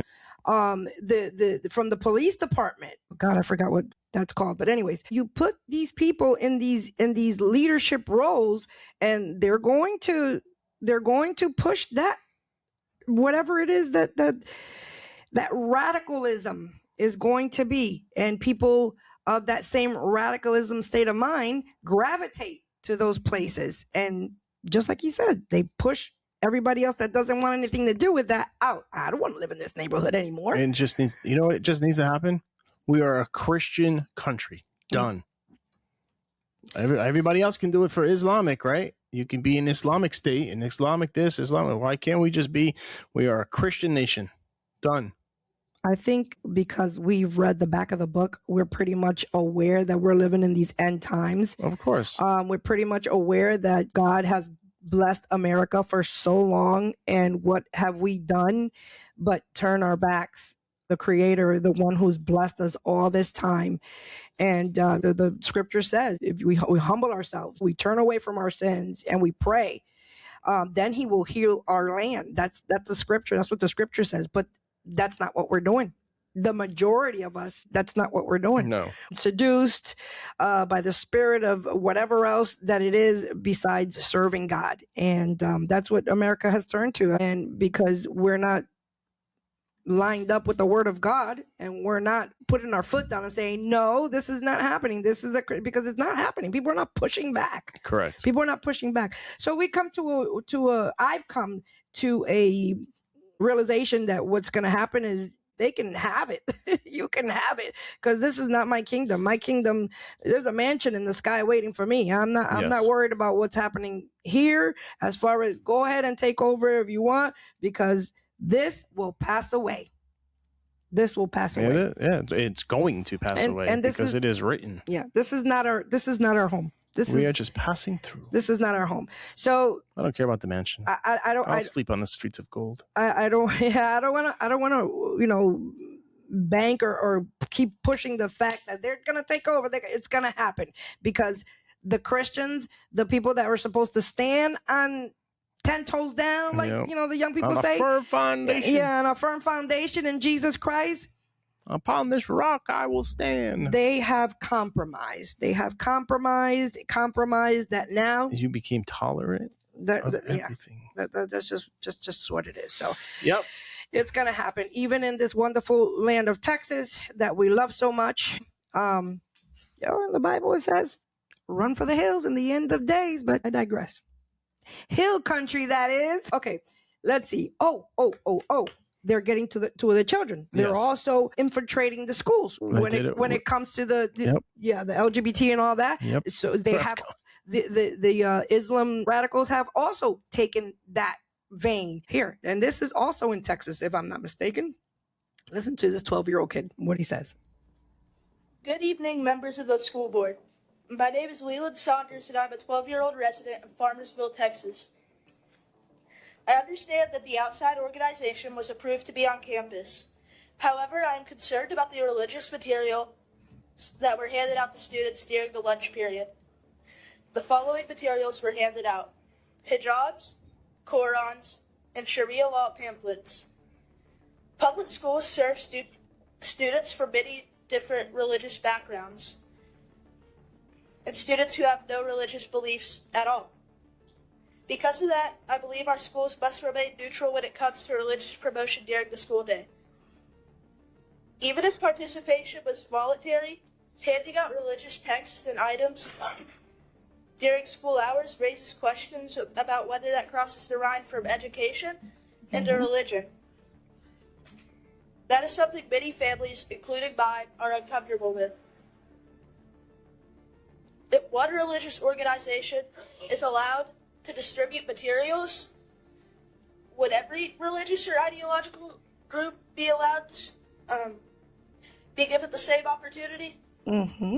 If so, how will that be managed fairly? If not, how is that even equal treatment? This is not about criticizing any specific religion.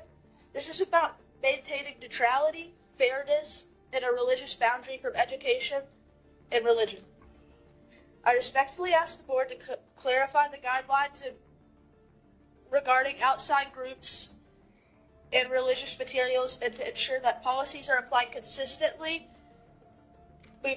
moving forward. Thank you for your time. Good job, young man. Yeah. His name is Leland Saunders. So true. So true. If you're sitting there proclaiming the name of Jesus Christ, they throw you out. Mm-hmm. Well, yeah, I Maybe just not saw Texas, actually. but No, I actually saw, and I should have grabbed the video too. I actually saw just recently a lady was giving out those little Jesuses, kind of like the little Jesus that we have over here by Matt's head. Little tiny Jesus. I know everybody's seen them. And she was in the mall in, I think it was the Plano area. And she was walking around the mall giving out these little Jesuses. And Paul Blart kicked her out. You know, the mall cops. Yeah. They kicked her out. They said that that's against their rules, that they don't want people giving out or doing any of that. And they kicked her out just for giving out those little Jesuses. We got to do an experiment. Do that and one day, and then turn around, put a Allah shirt on, walk through the mall, hand out Qurans. Yeah. Oh, that's a good experiment. It sure is. So let me talk about Leland real quick. Leland Saunders addressed the Wiley Independent School District Board, expressing concerns about religious materials being handed out during the school day and urging schools to maintain religious neutrality. Yeah. In a viral video, this video we showed you, a 12-year-old Texas boy took stand for religious neutrality. God help me with the word. After his local school district allowed a Muslim outreach group, which alleged ties to anti-Christian ideology, to distribute Islamic materials, including head coverings and Sharia law pamphlets, to students during school hours. Leland Saunders, a resident of Farmersville, delivered a blistering rebuke to the Wiley Independent School District Board following a February 2nd incident at the Wiley East High School. The controversy erupted after an outside organization called Why Islam was permitted to set up a massive promotional booth during the lunch period to celebrate World Hijab Day. So, wow. Some might say, "Oh, but that's what Turning Point does." But Turning Point is talking to adults, debating. And they're talking to adults, yes, young adults. They're not talking to children. It is up to the parents to raise up the child in the way they should go. Yes, it's not up to the school. Okay, if they wanted to they took prayer and everything else out of the school, right? Yes. But if a parent wants their child to be in a certain religion or a certain religion because of whatever, they put them in Christian school, they put them in Catholic school or in Jewish school, whatever. But some people don't have the luxury of doing that. They don't, but there's churches. You know, church is free. Church is free. So I don't like this at all. It shouldn't be in school. Because if you do it for somebody, math, science, social studies, history, like teach that. Like actually, don't even teach history because you're teaching wrong history. It's up to the parents to teach the kids as far as when it comes to their religion. Maybe school boards should have some type of voting, right?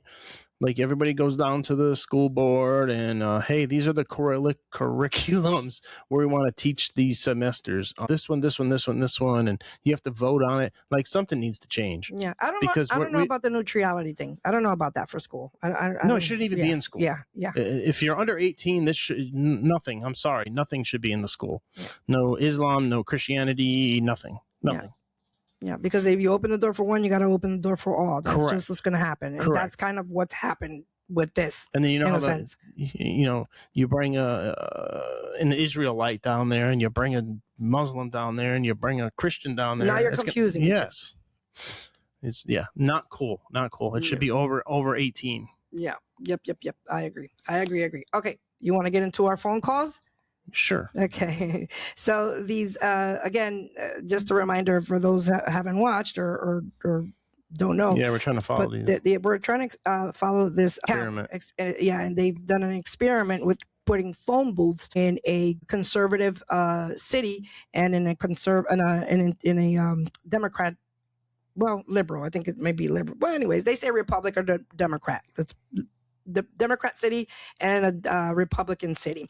And so they're calling each other. People are calling each other. They're just picking up this phone. It rings. They pick up the phone and once in Abilene, Texas, and it rings in San Francisco. And somebody passing by just picks up the phone and starts talking or whatever. Yeah. So we've got several phone calls on this experiment, and we've done some already. But I have one which actually you can see the people talking. Oh, wow. Yeah. If Abilene wasn't so far, go do it.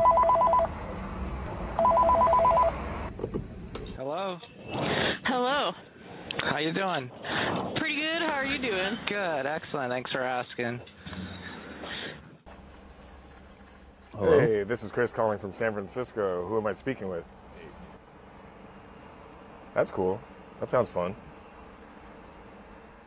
So it's called Matter. Let me see. Let me go back a little bit here. The account is called Matter Neuroscience. Y'all go find them on Instagram. That's where I found them. And keep up. There's a lot of cool videos of what this group does and different experiments. That's cool. That sounds fun. My mom lives in San Antonio, so I figured call somebody in the South and see what they're up to. What do you do for a living? That's wild. What's the wildest thing you've seen as a correctional officer? We're already connected, dude. Well, hey, I'm going to get back to work, but it's good to talk to you. I hope the rest of your date goes great. Oh, that was awesome. He's a pretty funny guy. I think as long as you're just trying to be nice, respectful, and see people where they are in the world, it's pretty easy to have a conversation with anyone. We got to work on bridging, our commonalities together. Like politics, all they do is divide, and yes, we I think America could do better about that for sure. It was pretty cool talking to you. What was your name? I'm Steven. Okay, I'm Stephanie. That's funny. Hey, Stephanie. Yeah. All right. When do you think that politics got like this? When Obama. Was it Obama? You think that it started this whole division thing? Yeah. Oh, yeah. Yeah. I've never seen it this bad.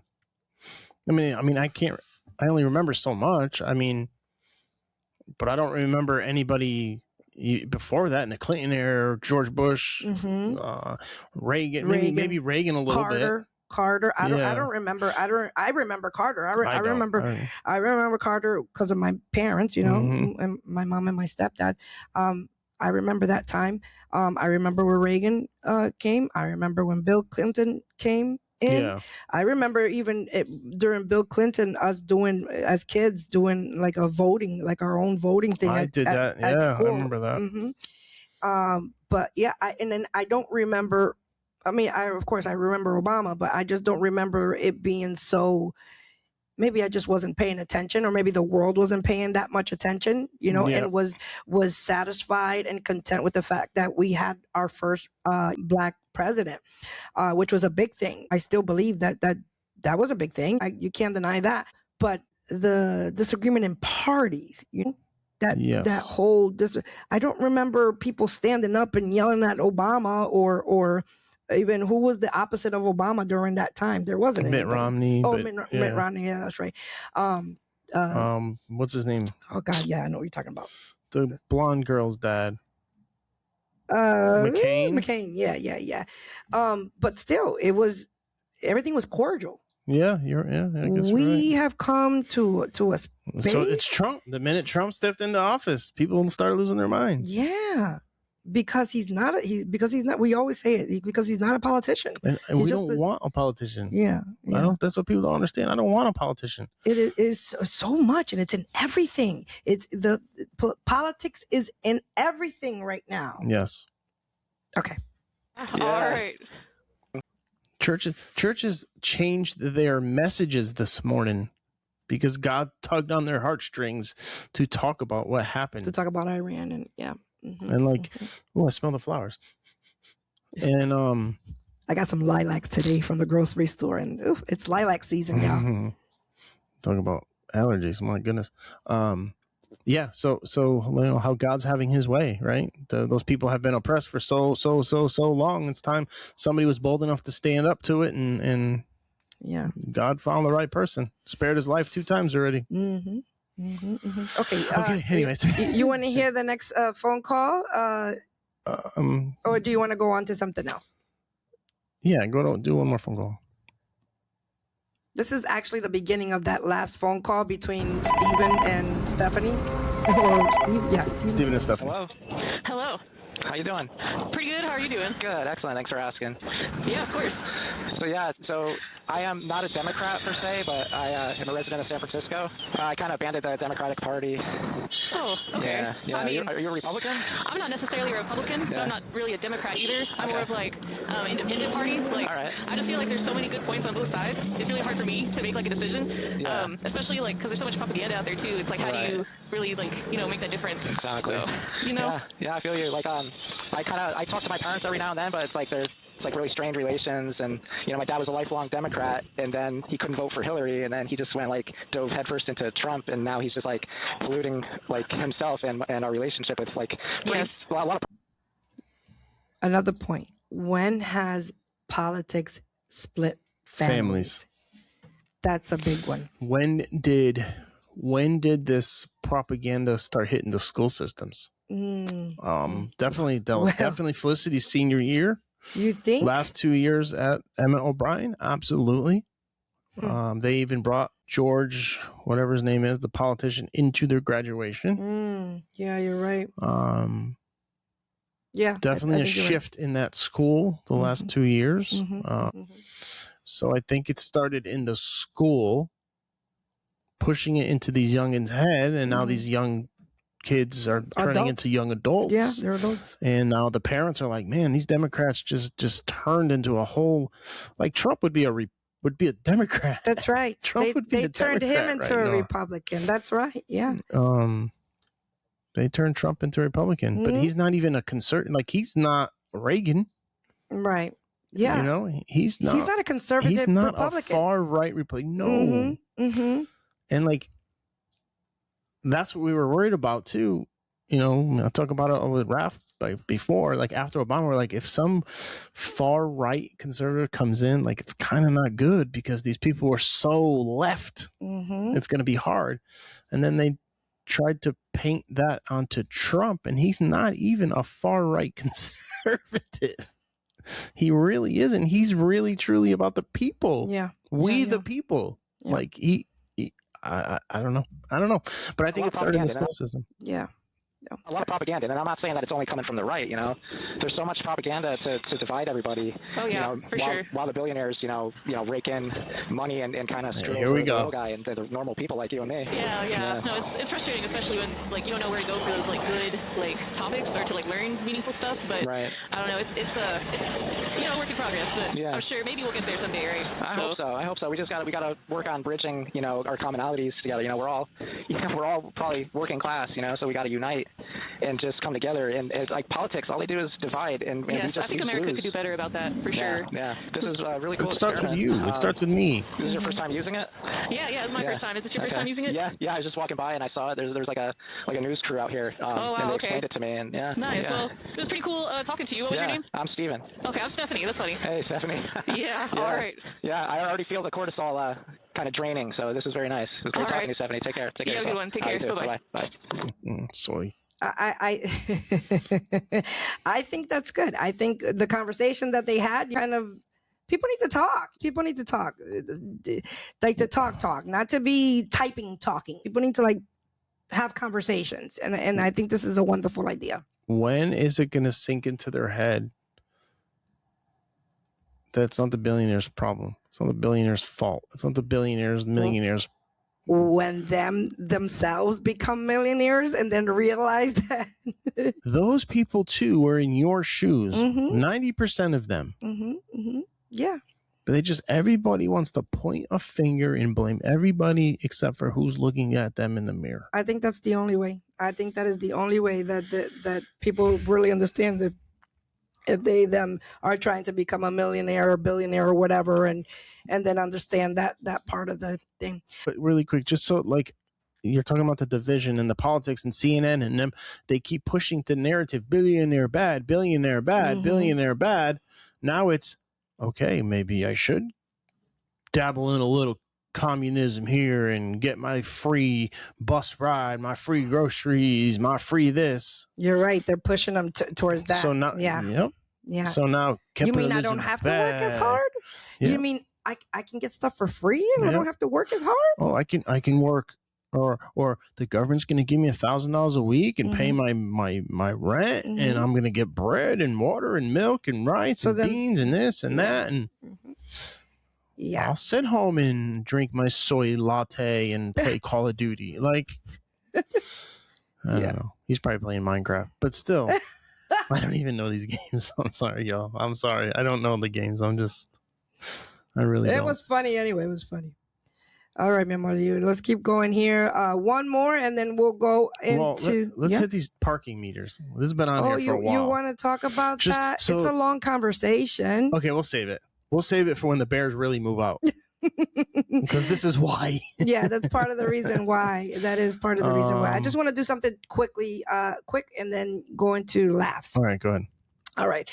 So I don't know if anybody knows about this, but Dunkin' Donuts has brought out the Dunkin' Bucket, which is an iced coffee bucket, like a bucket of iced coffee. Are you kidding me? Yeah. Here, I'll show you. I used to love those Yes, things. you did. You did. I haven't seen you drink that in a long time. I got my coffee bucket. What? Oh, so good. Now, is that good for you? That's not good for you. Is it good for you? I mean, I drink mine black, but what the heck? Yeah. Yeah. What do you think about that? Best idea, Duncan.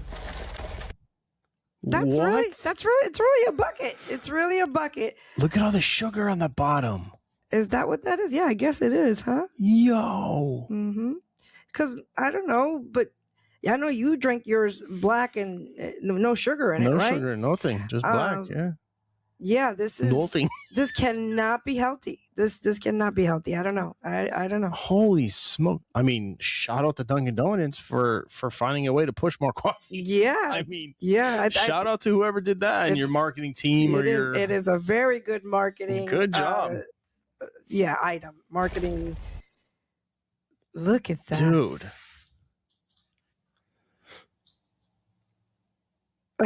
Unbelievable. I think it's pretty clever. Yeah, that was from the New York Post. If you didn't see, I was supposed to cut that out, but thank you, New York Post. I used to read, and when I lived out there, that's all I read. Yeah, the New York Post. Yeah, they're like up on everything too. Up on everything. Okay, we have to do the God part of GG Maps. God, guns, meat, and potatoes. We can't have Jesus unforgettable. Oh my goodness, and I can vouch for this because my grandma she will never forget because Jesus is unforgettable. Check this out. Can you tell me what your address is? What my address is? Mm-hmm. First of all, it says lady with dementia proves Jesus is unforgettable, just in case for those that are listening. I don't know. Okay. What color shirt did you have on yesterday? I don't know. What'd you have for lunch today? Food. Good food. All right. So who is Linda? Do you know Linda?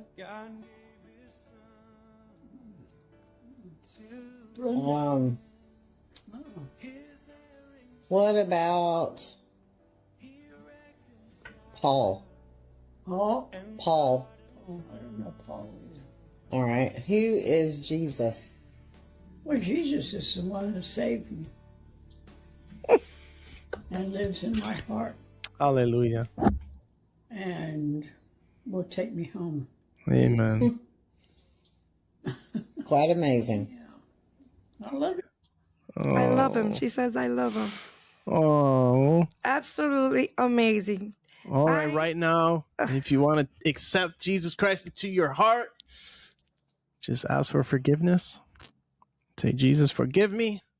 I am a sinner. Repent from all the sins that you have committed, and he will live in your heart if you truly believe and you get baptized in the name of the Lord Jesus Christ. The Link up with a remissions church. of those sins, and you go to a great Bible-based church that preaches Jesus. And ask questions. Oh, correct. Ask questions. Don't be afraid to ask when you go to church. Ask questions. Especially if you really want to live for God. Really, you turned away from sin and you want, and even if you haven't turned away from sin, ask God, ask the Savior, ask that same Jesus that lady was talking about. That's unforgettable. Ask, God, help me. The right church will know what you're going through and will accept you with all the flaws and all the sin that you just asked for forgiveness for, right? They're not going to accept you to change immediately. You're not going to walk into the church and stop smoking and stop fornicating and stop lusting and stopping all these things the minute you accept Christ and walk into those church That's doors. right. He says, come as you are. Come as you are. Do it. Well, there was no other way. That lady, man, that was It just... broke my heart. Yeah. All right. Let's get into these automotive laughs, and then we're going to land this plane. I know we made this episode a little bit extra long, but for a good purpose, because I need extra content for the weeks that I'm gonna be away. Yeah. So I need extra content. So I hope you enjoyed. I mean, we could always record. We can do an episode from. Yeah, we sure can. But just in case. All right, you got to see this wire in the car wash.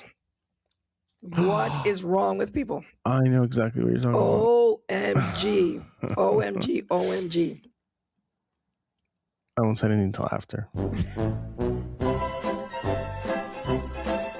Whoa. My goodness. Whoa. What is happening? Why wouldn't he have checked the back of the truck? Oh yeah, the wire will be fine in the back of the bed. Yeah, this is bad. It says. I just realized that. Yeah. Look at it's gonna. It destroyed the car wash. Yeah. Destroyed it. Yeah. So who pays for that? It's gonna have to be the car insurance. But shame on the people there, unless this is a car wash that doesn't have attendants. Because the attendant is supposed to look in the bed of the truck. There's signs all over. At least here in Texas, it says you cannot go through the car wash with anything in the bed of your pickup truck. That is true, Matt Power. So Actually, let me just. So shame on the attendant if it has some. I'm not sure. I don't know where this is. Yeah, it didn't say. I would say a car that close to it, it's probably an attendant. Has an attendant.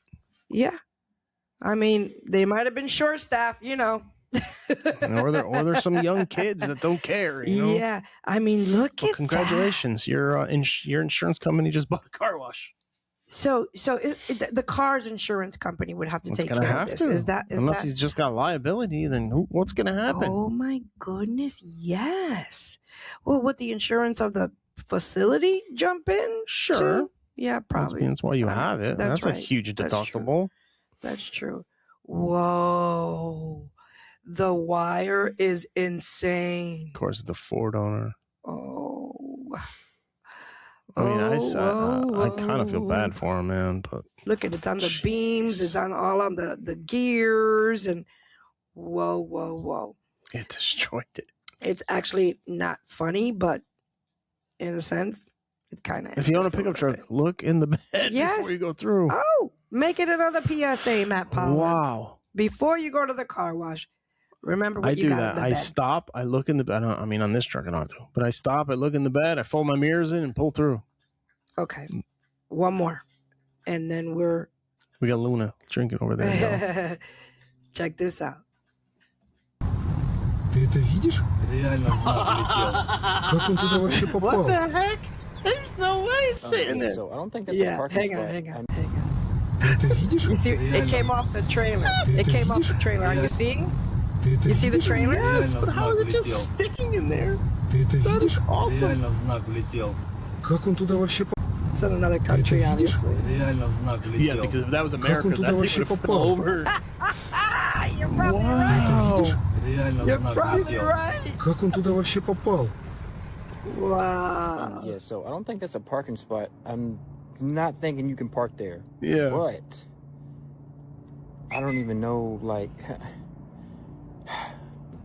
are you shooting a movie scene or some shit? Is there somebody right in the corner and say, action, cut? All right, everybody. Good scene. No, Get the car there's down. not. He didn't have that thing strapped too well either, huh? Yeah, that's a good point. He sure Oh did. my goodness. Other countries, man. Or he just like maybe thought something was wrong with the trailer or something and kept accelerating, you know? It's stuck in the side. And didn't realize that the car was stuck. Holy smokes. You want to do one more? Yeah, do one more. I don't care. Let me do this comedian one because this is I like what this girl did here. Let me find it because this is another old one. Oh, that's funny. Who's booing? Do you want to say something? Yeah, like you are a racist. I'm actually a professional racist.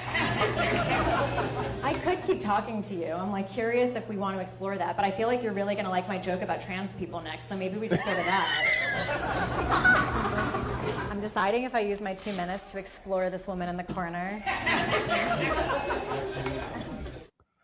Ma'am, is there anything you'd like to say before I close for the night? What are your pronouns?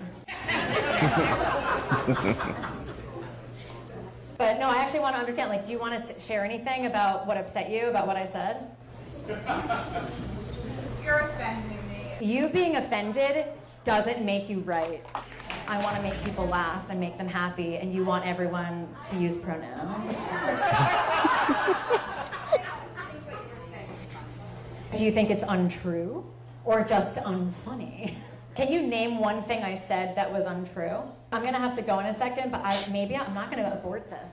You like abortion, but I don't. I'm gonna stay here with you. We're gonna ride this out. Adoption is an option. I don't think you can speak for black people.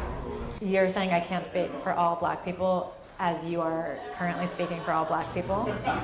Do you know how to spell my first name? It's actually Arynne. And that is a black girl's spelling. So I could say whatever I want. I'm Aaron Wexler. I'd be happy to chat with you after. Thank you all so much. Good for her. So smart. Good for her. So smart. Very smart. I didn't realize my name is Irlanne. So I guess my name is a black name too. Is that what she said? I guess. I don't know where she got that from, but anyway. Whatever. Anyways, she was very smart, and I'm glad she went back and went back at it. Yeah, the way I like she when they did. go after them. I like when the comedians do that. In a very You're smart, at a comedy show, dude. Yeah, in a very smart and patient way. Yeah. Yeah, and she was like, She must be from Florida or Texas. hitting her upside the head every chance she get. That was good. That was very good. Okay. So and away we go. All right. Thank you so much, everybody. Please like, subscribe, and share. And if you are in the Canyon Lake area, please hit up our boy Robert's at Barbecue. Robert's Barbecue on 306 Canyon Lake, Texas. The big red. Get you some red trailer. big red trailer barbecue. Yep. Oh, and they're doing a collaboration with the coffee people too, which they have excellent coffee. Yeah, organic. Like organic, not moldy coffee. Yeah. So go see them over there. And what's the address again, Matt Pollard? Oh, what is the address? I don't know. It is 14490 FM 306 in Canyon Lake, Texas. You can't miss it. Go see our friends over there. Oh, and they make an amazing cobbler, peach cobbler. So go see Go see them over there. Yeah, get the brisket, the sausage, the conway, whatever. Just whatever you get, enjoy it. Because it's good. This Texas barbecue. All right. And all those Faith Points TV listeners, viewers, all of them over there. Don't forget, you can go to faithpointstv.org. You can find them on Roku, Fire TV, Apple TV, or you can just download the app. Follow us on Instagram and on X and on Facebook, and subscribe and like our stuff and share it with somebody, share some of those encouraging clips that we put out there. Yeah, we're some independent people that just want to get out and share what we know. MINNECT us, you already know. Download the MINNECT app. Ask us questions, any opinions. You already know the whole spiel. Yeah. And forget the most important thing, that Jesus is Lord and he's coming soon, and there's no other way to live. And that lady just showed you he is unforgettable. Unforgettable, that's right. Jesus Christ is Lord. All right, we love you guys, and until next time, we out. Bye.